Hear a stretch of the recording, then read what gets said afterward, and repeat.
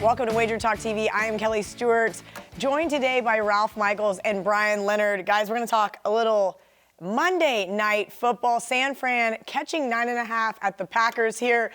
Total 46.5. I'm looking for the Packers to have a bounce-back game here. Brian, I'll start with you.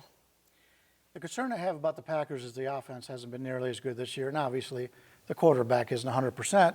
But if you look at regulation play, the Packers haven't scored more than 24 points in any game. And you've got a San Francisco team that was just blown out by what many consider to be one of the two worst teams. There's many teams that could be considered the two worst teams this year. But when you take a look at the Niners defensively, they've only allowed over 46% success rate one time, and that was against Kansas City. So this San Francisco defense is still holding them down. The Packers haven't scored a lot. It's tough to lay something like 9.5. I think it's going to go to 10. But it's tough to lay that kind of number when you're not going to score many points offensively. You have a good point there, Ralph. Something on this total here, really interesting. I know those lovely primetime overs are back in full effect, as we saw on this Monday night. Do you have a play on the total here? I don't, and a lot of my sentiments echo Brian's exactly. You look at Green Bay, first half against Chicago, they trailed 17-0. Against Detroit, they trailed 24-0. Against Washington, they trailed 28-10, and then Rodgers had to pull magic out in the second half. Well, that's a lot tougher to do when you're a double-digit favorite almost, and what we think a touchdown plus favorite. And, you know, you talk about San Francisco getting blown out. Well, they were the farthest thing from getting blown out. They had a 447, 220-yard edge. They were -5 turnovers.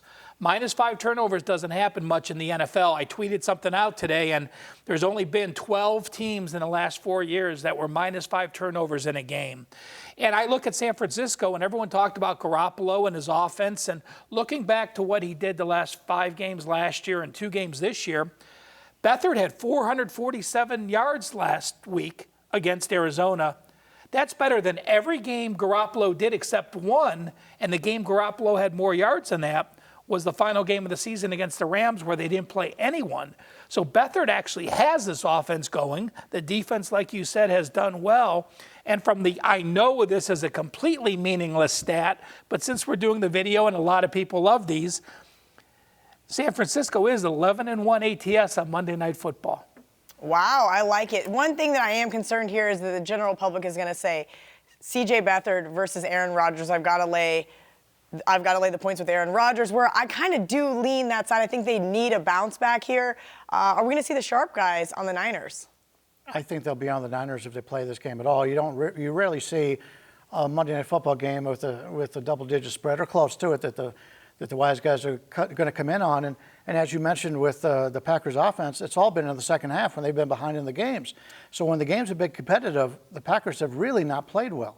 That's actually a very good point. Maybe that is what I'll do, is just hang out until halftime and maybe make a play on the Packers second half.